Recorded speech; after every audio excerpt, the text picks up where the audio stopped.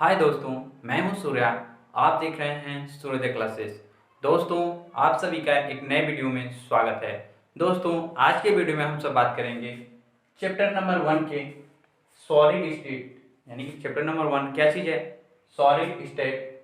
अब दोस्तों solid state है तो इसमें जो हम लोग की टॉपिक बनेगी वो टॉपिक नंबर 6 है। और वीडियो यानी कि जो लेक्चर हम लोग का चल रहा है वीडियो वाला में, वो है पार्ट नंबर 3। दो पार्ट हमने दिया था बीच में, उसमें हमने 2 क्वेश्चन सॉल्व कराया था। तो दोस्तों अब हम लोग का पार्ट नंबर 3 है लेक्चर में, टॉपिक है नंबर 6। इस टॉपिक नंबर 6 में क्या है? निबिड़ संकुलित संरचनाएं। नंबर 6 जो टॉपिक है दोस्तों वो है निबिड़ संकुलित संरचनाएं। इसमें दोस्तों हम लोग निबिड़ संकुलित संरचना को हम लोग 2 वीडियो में खत्म करेंगे। आज के वीडियो में केवल हम लोग निबिड़ संकुलित संरचनाएं देखेंगे, और जो इसी टॉपिक से संबंधित जो अगली वीडियो आएगी वो रिक्तिका संबंधित आएगी। ठीक है दोस्तों, तो चलिए बिना देर किए आज की वीडियो को स्टार्ट करते हैं। तो दोस्तों आज का हम लोग का टॉपिक है क्रिस्टलों में अवयवी कणों का निबिड़ संकुलन क्या होता है। इसको देखिए, close packing of constituent particles in crystals, यानी कि क्रिस्टलों में अवयवी कणों का निबिड़ संकुलन क्या होता है। तो दोस्तों ध्यान दीजिए थोड़ा सा। ठोसों में अवयवी कण इस प्रकार व्यवस्थित रहते हैं कि उनके मध्य रिक्त स्थान कम हो। इस व्यवस्था से जो संरचना निर्मित होती है उसे निबिड़ संकुलित संरचना कहते हैं। यानी कि परमाणुओं को हम लोग बहुत पास पास सजा दें, उसके बीच में स्थान कम बचे, तो ऐसी संरचना को हम लोग निबिड़ संकुलित संरचना कहते हैं। ठीक है, चलिए कुछ आगे देखिए क्या है। कोई परमाणु, कैसी? कोई परमाणु जितने निकटवर्ती प्रतिवेशी परमाणुओं के संपर्क में होता है वह उसकी उप सहसंयोजक संख्या कहलाता है। क्या? इसको समझिए। यानी कि एक परमाणु हम लिए, मान लीजिए यहाँ पर एक परमाणु है, इसके पास में जितने भी परमाणु सटे रहेंगे, इससे चिपके रहेंगे, उतने परमाणुओं को इसका उप सहसंयोजक संख्या कहेंगे। देखिए यहाँ पर 4 सटे हुए हैं तो 4 उप सहसंयोजक संख्या होंगे। तो देखिए उस संरचना में हम लोग कैसे कैसे पता करेंगे कि इसकी उप सहसंयोजक संख्या कितनी है। ठीक है, तो चलिए अब आगे देखते हैं कि निबिड़ संकुलन संरचना कितने प्रकार की होती है। तो दोस्तों इसके संरचना के आधार पर निम्न भागों में बांटा गया है। कितने भागों में? निम्न भागों में। उनमें से पहला भाग है एक विमीय निबिड़ संकुलन संरचना। एक विमीय निबिड़ संकुलन, वन डायमेंशनल क्लोज पैकिंग। तो देखिए एक विमीय मतलब एक दिशा में, निबिड़ संकुलन, ठीक है, निबिड़ संकुलन। देखिए इस प्रकार के क्लोज पैकिंग में उसके अवयवी कण केवल एक ही पंक्ति में स्थित होते हैं, जिसमें प्रत्येक अवयवी कण निकटवर्ती 2 अवयवी कणों से स्पर्श करता है। अतः उप सहसंयोजक संख्या 2 होगी। सहसंयोजक संख्या कितनी होगी? 2 होगी। सहसंयोजक संख्या को Cn से लिखेंगे, ठीक है। सहसंयोजक संख्या कितनी होगी? 2 होगी। तो दोस्तों देखिए एग्जाम्पल में, जैसे इन सभी को एक सीधी लाइन में सटाया गया है, परमाणु को रखा गया है। ठीक है, तो एक बीम मतलब एक ही दिशा में फैल रहे हैं, एक ही दिशा में जा रहे हैं। तो यहाँ पर देखिए ये एक परमाणु है, इससे 2 परमाणु टच हैं। 2 परमाणु जब टच हैं तो 2 परमाणु जो टच हैं उसी को बोला जाता है उप सहसंयोजक संख्या। उप सहसंयोजक संख्या बोला जाएगा। कितने होते हैं इसमें? 2 होते हैं, एक हो पहला, एक दूसरा। ठीक है, अब समझ गए हो कि एक विमीय निबिड़ संकुलन संरचना क्या होती है। तो एक विमीय निबिड़ संकुलन संरचना के लिए हम लोग यदि एग्जाम्पल की बात करें प्रैक्टिकली, तो दोस्तों हम लोग कह सकते हैं कि यहाँ पर मान लेते हैं एक परमाणु है, और ये एक परमाणु है, और एक ये परमाणु है। 3 परमाणु हैं। देखिए इससे ज़्यादा भी ले सकते हैं हम लोग, लेकिन तो एक ही दिशा में हम लोग को सजाना है, एक ही दिशा में हम लोगों को फैलाना है। देखिए एक दिशा में हम लोग फैला दिए। तो अब जो हमें संरचना मिली, इनके बीच में देखिए बहुत कम जगह है, ये आपस में सटे हुए हैं, बहुत कम जगह है, इसलिए इसे बोलेंगे one dimensional close packing. One dimensional close packing, close मतलब बहुत नज़दीक हैं, बहुत नज़दीक मतलब सटे हैं। तो अब सहसंयोजक संख्या की बात करें तो देखिए ये परमाणु है तो 2 परमाणु इससे सटे हुए हैं, 2 से ज़्यादा नहीं सटे हैं इससे, तो इसलिए इसकी उप सहसंयोजक संख्या कितनी बोली जाएगी? 2। इसके लिए भी 2 है, इसके लिए भी 2 है। ठीक है, उम्मीद करते हैं समझ में आएगा। चलिए अब अगली पॉइंट देखते हैं। अगली पॉइंट है दोस्तों द्विविमीय निबिड़ संकुलन। ठीक, द्विविमीय निबिड़ संकुलन संरचना बोल सकते हैं अपने से। 2D dimensional close packing, 2D dimensional close packing. अब हम लोगों ने वहाँ पे देखा था एक विमीय, यहाँ पे द्विविमीय, द्विविमीय मतलब 2 दिशाओं में फैलने वाले। देखिए वह क्लोज पैकिंग जो वन डायमेंशनल क्लोज पैकिंग के पुनरावृत्ति द्वारा प्राप्त होता है उसे 2 डायमेंशनल क्लोज पैकिंग कहते हैं। ठीक है, वह क्लोज पैकिंग जो वन डायमेंशनल क्लोज पैकिंग के पुनरावृत्ति द्वारा प्राप्त होता है उसे द्विविमीय क्लोज पैकिंग कहते हैं। देखिए जैसे में एग्जांपल की बात करें तो द्विविमीय मतलब 2 दिशाओं में जाने वाला, ये रहा 2 दिशाओं में जाने वाला। ठीक, देखिए इसकी लंबाई भी है चौड़ाई भी है, तो लंबाई चौड़ाई के साथ ये बढ़ रहा है, इसलिए बोलेंगे 2 dimensional close packing. 2 dimensional close packing इसको बोलेंगे। देखिए हम इसको 2 तरीके से सजा सकते हैं। पहला देखिए, पहला ये वाली लाइन हम मान रहे हैं कि पहली लाइन ये है, तो इसकी सीध में भी हम लोग लगा सकते हैं। ठीक, और दूसरी तरीके से हम लोग इसके जो बीच का जो जगह है, देखिए इन दोनों के बीच की जगह है, उसके बीच में भी हम लोग इसको रख सकते हैं। तो इसको 2 तरीके से सजाया जा सकता है, इसलिए 2 डायमेंशनल क्लोज पैकिंग कितने प्रकार का माना जाएगा? 2 प्रकार का माना जाएगा। तो 2 प्रकार में से पहला प्रकार है, ध्यान दीजिएगा, यहाँ पर ध्यान दीजिए, यह 2 प्रकार का होता है। ठीक, अब बोल रहा है पहला द्विविमीय वर्ग निबिड़ संकुलन संरचना, द्विविमीय निबिड़ संकुलन संरचना। द्विविमीय वर्ग यानी कि पहले वर्ग बन रहा है, फिर उसके बाद हेक्सागोनल बनेगा। ठीक है, तो पहला है वर्ग स्क्वायर। देखिए इसको देख लेते हैं क्या है। इस प्रकार के क्लोज पैकिंग में वन डायमेंशनल क्लोज पैकिंग, इस प्रकार के क्लोज पैकिंग में one dimensional close packing, one dimensional close packing के द्वितीय परत के अवयवी कण बिल्कुल प्रथम परत के अवयवी कण के सीध में होता है। इसमें प्रत्येक अवयवी कण निकटवर्तीय 4 अवयवी कणों से स्पर्श करता है, अतः सहसंयोजक संख्या 4 होगी, सहसंयोजक संख्या 4 होगी।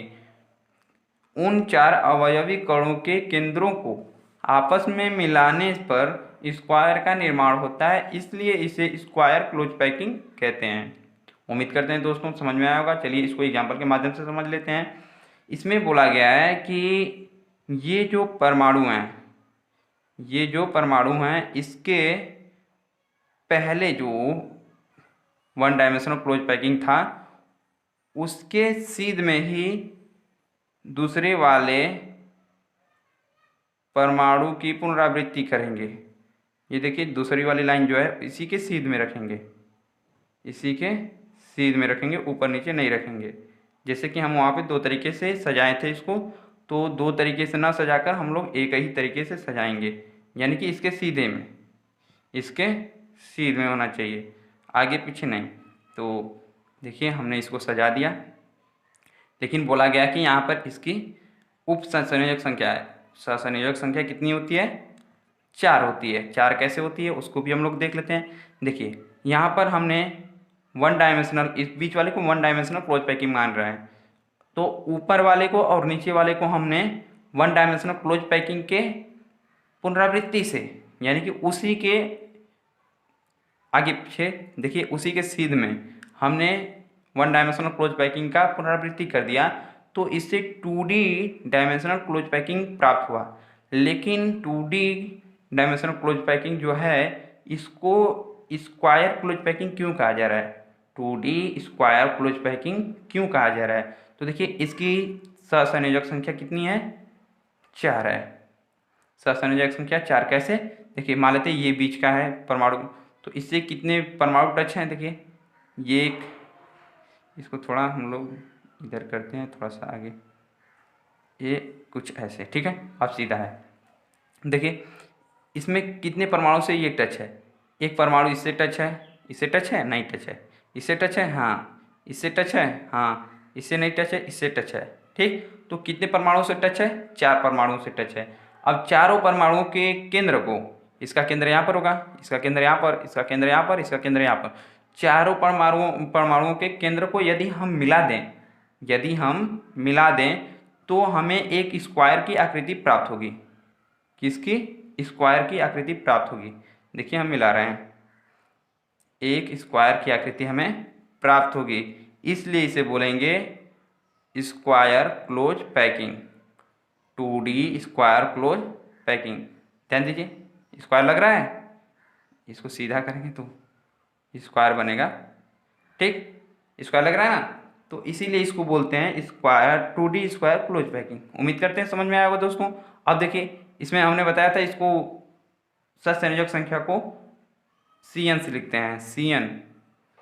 तो दोस्तों देखिए इसमें 52.4% स्थान अवयवी कणों द्वारा घिरा होता है तथा 47.6% रिक्त होता है। रिक्त मतलब खाली होता है। देखिए यहाँ पे ये जो जगह है उसी को रिक्त बोला जा रहा है, लेकिन ये जो भरा हुआ जगह है उसको बोला जा रहा है कि अवयवी कणों द्वारा घिरा होता है। इतना जगह है तो इतना में से 52.4% स्थान जो है अवयवी कणों द्वारा घिरा है, लेकिन इसमें ये जो जगह खाली है उसे 47.6% बताया गया है, ठीक है। चलिए अब अगला हम लोग देखते हैं 2D वाला क्या है।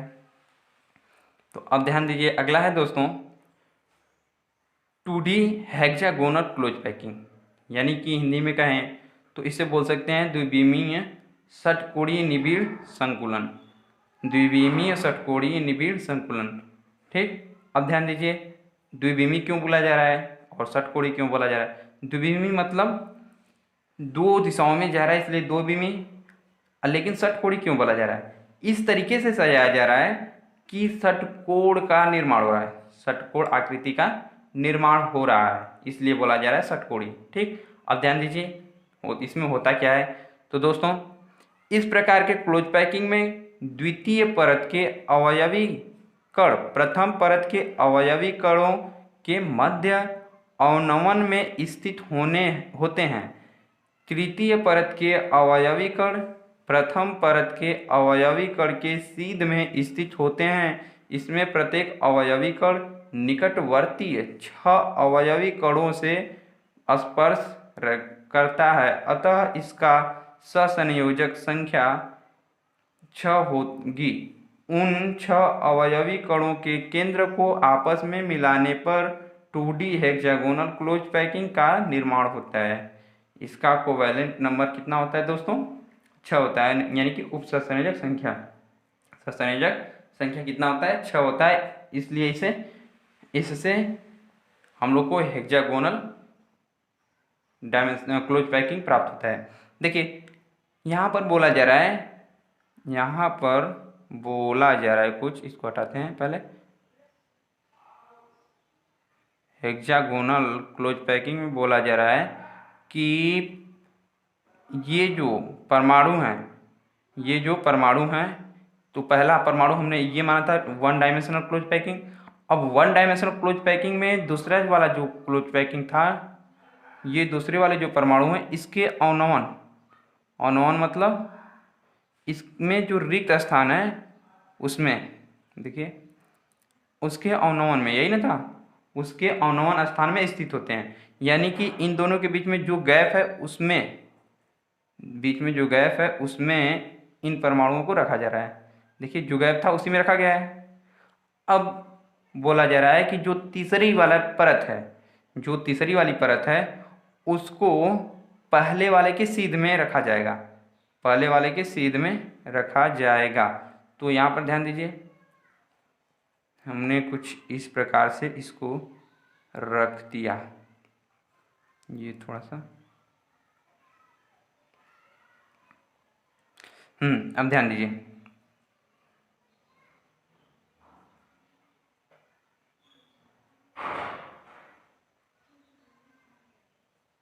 ध्यान दीजिए, इसको हमने पहला डायमेंशनल क्लोज पैकिंग माना, वन डायमेंशनल क्लोज पैकिंग। इसको जब सरियाएं तो दो डायमेंशनल क्लोज पैकिंग हुआ, इसको भी सरियाएं तो दो डायमेंशनल क्लोज पैकिंग हो रहा है। लेकिन देखिए, अब हम लोग देख रहे थे 2D hexagonal close packing, 2D hexagonal close packing.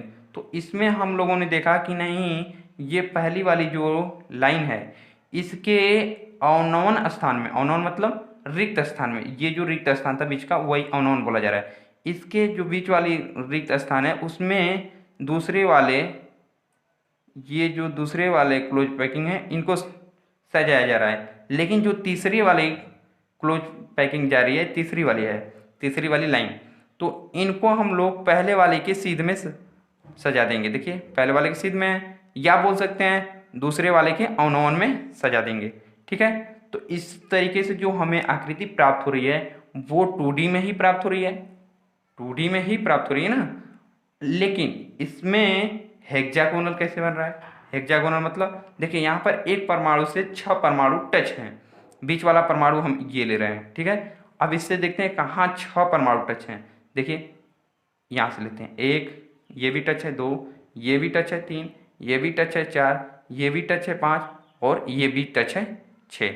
इतने परमाणु, 6 परमाणु टच हैं, इसलिए बोला जा रहा है कि इसकी सहसंयोजक यानी कि CN संख्या कितनी होगी? CN नंबर 6 होगा, सहसंयोजक संख्या 6 होगी।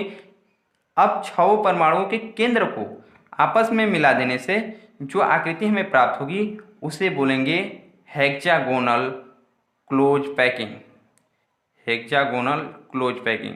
ये देखिए, ये जो परमाणु हैं उनके केंद्र को हम आपस में मिला रहे हैं, इनके केंद्र को आपस में मिला रहे हैं। इसी तरह से मिला देने से हमें जो आकृति प्राप्त होगी वो होगी हेक्सागोनल क्लोज पैकिंग।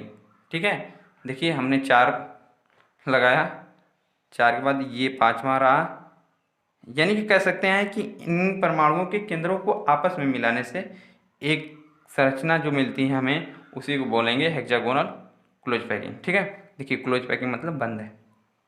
ठीक, हेक्सागोनल मतलब 6 है, 1 2 3 4 5 6 भुजाएं, 6 कोण भी होंगे। उम्मीद करते हैं कि इतना आपको समझ में अवश्य ही आया होगा। चलिए अब आगे देखते हैं।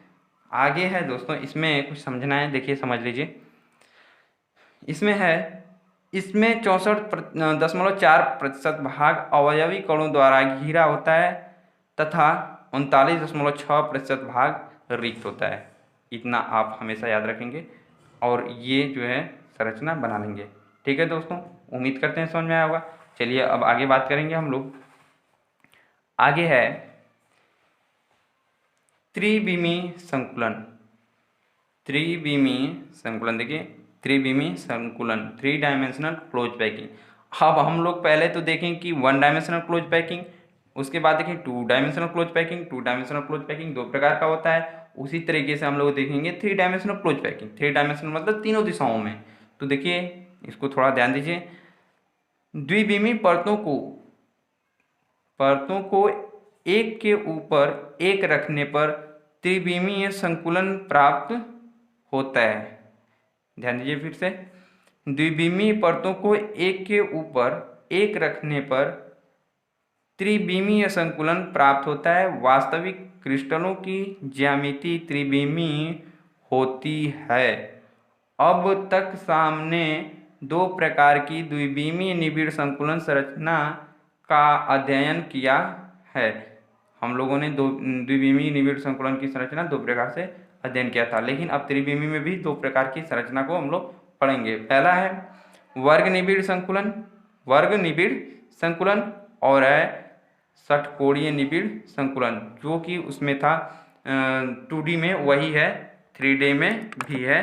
तो ध्यान दीजिए, इसको भी हम लोग आसानी से समझेंगे। चलिए देखते हैं पहला क्या है, वर्ग निबिड़ संकुलन संरचना। वर्ग निबिड़ संकुलन संरचना। देखिए, द्विविमीय वर्ग निबिड़ संकुलन परतों से त्रिविमीय निबिड़ संकुलन प्राप्त करना। कैसे हम लोग प्राप्त करेंगे? तो देखिए, इस प्रकार के संकुलन में प्रथम परत के गोलों के ऊपर ही द्वितीय परत के गोलों को रखा जाता है, जिससे प्रथम एवं द्वितीय परत के गोलों के केंद्र क्षैतिज एवं ऊर्ध्वाधर रूप से एक ही रेखा में होते हैं। इसी प्रकार अन्य परत को भी व्यवस्थित किया जाता है। ध्यान दीजिए, यहाँ पर एक गोला, दो गोला, तीन गोला ऐसे खड़ा में सजा दिए, इस तरह सजा दिए तो 2 डायमेंशनल हो गया। अब जब हम इसकी चौड़ाई भी दिखा देंगे, लंबाई हो गई, ऊंचाई होगी और चौड़ाई भी दिखा देंगे, तो इससे जो हमें इस प्रकार से संरचना प्राप्त हुई उसी को बोलेंगे 3D डायमेंशनल। अब इसमें वर्ग बनाना है, वर्ग बनाने के लिए हमने बताया था इसके ये जो परमाणु हैं इनके सीध में ही हमको सजाना होगा, तो सीध में ही सजाया गया है। तो देखिए यहाँ पर ये वर्ग प्राप्त हो रहा है, यहाँ पर वर्ग प्राप्त हो रहा है। अब ध्यान दीजिए, हम लोग कहें कि हम लोग वो जो गोले लिए थे इस के माध्यम से 3D बना सकते हैं। तो ध्यान दीजिए, रुकिए कुछ देर, ये जो गोले हैं दोस्तों टिक नहीं रहे हैं एक के ऊपर एक। आप लोग इसको देखना चाहेंगे तो आटा लेकर उसकी गोली बनाकर आप लोग प्रैक्टिकल कर सकते हैं, वहाँ से आपको समझ में आ जाएगा। लेकिन फिलहाल में हम आप लोगों को कुछ दिखा रहे हैं। देखिए 1 मिनट आप लोगों को समझाने के लिए दोस्तों। देखिए हम इसको ले रहे हैं रूबिक क्यूब को। देखिए ये भी एक घनी है। अब देखिए इसमें ये परमाणु हैं 1 2 3 4 5 6 7 8, ये परमाणु हैं, ठीक है। तो ये परमाणुओं को एक दूसरे के ऊपर सजाया गया। देखिए यहाँ से भी इसके सीध में सजाया गया, इसके सीध में सजाया गया, इसके सीध में सजाया गया, इसके सीध में, इसके सीध में, इसके सीध में, ठीक है। तो अब देखिए इसमें 3 डायमेंशनल कैसे हो रहा है। देखिए ये रहा ऊंचाई, ये रहा ऊंचाई, और ये रहा लंबाई, और ये रहा चौड़ाई। देखिए चौड़ाई हो गई, ये लंबाई हो गई, और ये ऊंचाई हो गई। 3 डायमेंशनल हमको मिले ना, 3 दिशा मिली ना, लंबाई, चौड़ाई और ऊंचाई। यहाँ से देखिए इसको यदि माने हम लोग तो x अक्ष, इसको माने y अक्ष, इसको बोले तो z अक्ष, तीनों अक्ष मिले हमें x y z, इसलिए बोलेंगे इसे 3 डायमेंशनल। अब बोलेंगे क्लोज पैकिंग। क्लोज पैकिंग क्या है, इसमें हम लोग पहला देखें कि वर्ग निबिड़ संकुलन संरचना, त्रिविमीय वर्ग निबिड़ संकुलन संरचना 3D में, ठीक है। तो अब देखिए इसमें वर्ग कैसे बनेगा, तो यहाँ पर ध्यान दीजिए, थोड़ा सा इसको पढ़ते हैं उसके बाद। यदि प्रथम परत के गोलों की व्यवस्थित ए प्रकार की है तो अन्य परतों की व्यवस्था भी ए प्रकार की होगी। ए प्रकार से यदि प्रथम परत ए प्रकार से बनाया जा रहा है, इसमें देखिए ये ए है, ए है, तो ये भी ए ही होगा, ये भी ए ही होगा, ये भी ये भी, यानी कि सब परमाणुओं में जो इस क्रिस्टल में जो परमाणु हैं सब ए होंगे, ठीक है। अतः त्रिविमीय में A dash dot dot dot dot प्रकार की व्यवस्था होती है। इस प्रकार बनने वाला जालक सामान्य घनीय जालक एवं उसकी एक कोष्टिका आद्य घनी एकक कोष्टिका कहलाती है। समन्वय संख्या 8 होगी। समन्वय मतलब CN नंबर, यानी कि सहसंयोजक संख्या 8 होगी। ये कैसे होगी इसको हम लोग ध्यान देंगे। तो देखिए अब इसी को हमने लिया है, अब ये बीच वाला परमाणु है, देखिए कितने परमाणुओं से टच होगा, ये कितने परमाणुओं से टच होगा। देखिए एक यहाँ पर देखिए हमने नीला वाला को लिया कि एक बीच का परमाणु है, तो बीच का परमाणु कितने परमाणुओं से टच होगा, ध्यान दीजिए। अब 1 2 3 4 5 6 7 8 कितने परमाणुओं से टच हो रहा है, 8 परमाणुओं से टच हो रहा है। नहीं, यहाँ पर ध्यान दीजिए 8 परमाणुओं से टच हो रहा है। कैसे हो रहा है, ये कॉर्नर वाला तो नहीं टच होगा। ये देखिए टच कितने से है, ऊपर 1 2 3 4 से यहाँ पर टच है, 1 2 3 4 से टच है, ठीक। अब ऊपर यदि रखा जाता तो ऊपर वाला भी टच करता, और नीचे रखा गया है तो नीचे वाला भी टच कर रहा है। ऊपर और नीचे भी टच हो रहा है तो यानी कि दोस्तों यहाँ पर कुल मिलाकर 8 परमाणुओं से टच हो रहा है। इसमें थोड़ा सा ध्यान दीजिए, 8 परमाणुओं से टच हो रहा है। ये देखिए बीच का लिया गया है, बीच का लिया गया है यहाँ पर। तो इससे टच है, इससे टच है, इससे टच है, इससे टच है, इससे टच है, इससे टच है, यानी कि इसमें CN नंबर कितना होगा, 8 होगा। ठीक है दोस्तों, उम्मीद करते हैं समझ में आएगा। चलिए अब देखते हैं षटकोणीय निबिड़ संकुलन संरचना। तो दोस्तों हम लोग बात करें षटकोणीय निबिड़ संकुलन संरचना में, तो उसको हम लोग ये जो परमाणु ए है, अब ए के ऊपर ए को ही नहीं व्यवस्थित करेंगे, इसको ये जो बीच वाला अवनमन स्थान है उसमें व्यवस्थित करेंगे। अवनमन वाला में लगाने से जो हमें आकृति प्राप्त होगी उसी को हम लोग बोलेंगे 3D में षटकोणीय निबिड़ संकुलन संरचना। अब देखिए ये 2D रहा, ये 2D रहा, अब बीच में रख देंगे तो 3D हो जाएगा ना, बोलिए हो जाएगा ना। तो इस प्रकार से जो हमें आकृति प्राप्त होगी वो होगी 3D में।